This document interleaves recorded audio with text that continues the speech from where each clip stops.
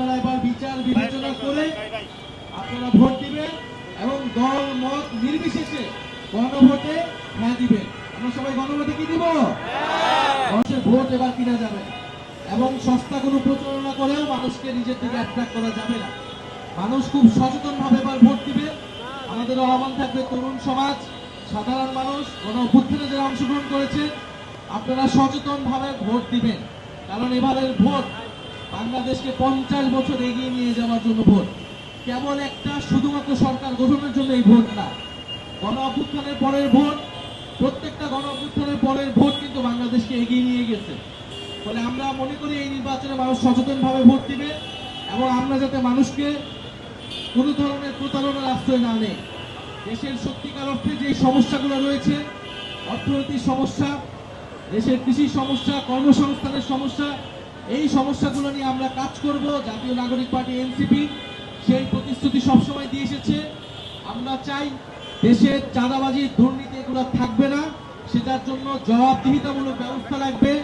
প্রশাসন নিরপেক্ষ হতে হবে, পুলিশ বিচার ব্যবস্থা নিরপেক্ষ হতে হবে। আপনাকে কোথাও চাকরি পেতে হলে ঘুষ দিতে হবে না, আপনার কোনো পারিবারিক আপনার মামা খান লাগবে না, স্বজন দিতে লাগবে না। কিন্তু আমরা এই কয়েকদিন আগেও কিন্তু শুনেছি এই সরকারের সময়ও এই প্রাথমিক পরীক্ষার একটা পরীক্ষার প্রশ্ন ফাঁস হয়েছে। অর্থাৎ সেই আগের ব্যবস্থাটাই এখনো বহাল আছে, কারণ জবাবদিহিতামূলক কোনো ব্যবস্থা আমরা প্রতিষ্ঠা করতে পারি না। ফলে এই নির্বাচনে যদি হ্যাঁ জয়যুক্ত না হয়, তাহলে কিন্তু আমরা আগের ব্যবস্থায় রয়ে যাব, সেই হাসিনার ব্যবস্থায় রয়ে যাব। আমরা কেউ হাসিনার ব্যবস্থায় থাকতে চাই?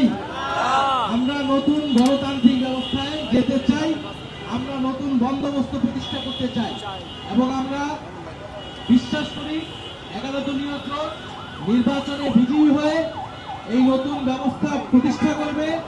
সংস্কারে শুধু জুলাই সনদ নয়, শুধু জুলাই সনদ আদেশ নয়, বরং এছাড়াও যে নানান সংস্কার কমিশনের প্রস্তাবনা ছিল সেগুলো নিয়ে আমরা কাজ করব, সেগুলো বাস্তবায়ন করব এবং জনগণের প্রতি আমাদের আবারও আহ্বান, অনুরোধ, আপনারা এবার বিচার বিবেচনা করে আপনারা ভোট দিবেন এবং দল মত নির্বিশেষে গণভোটে হ্যাঁ দিবেন। আমরা সবাই গণভোটে কি দিব? গণভোটে হ্যাঁ দিব, গণভোটে হ্যাঁ পক্ষে থাকবো, হ্যাঁ পক্ষে শক্তি ইনশাল্লাহ এবার নির্বাচনে বিজয়ী হবে এবং সরকার গঠন করবে।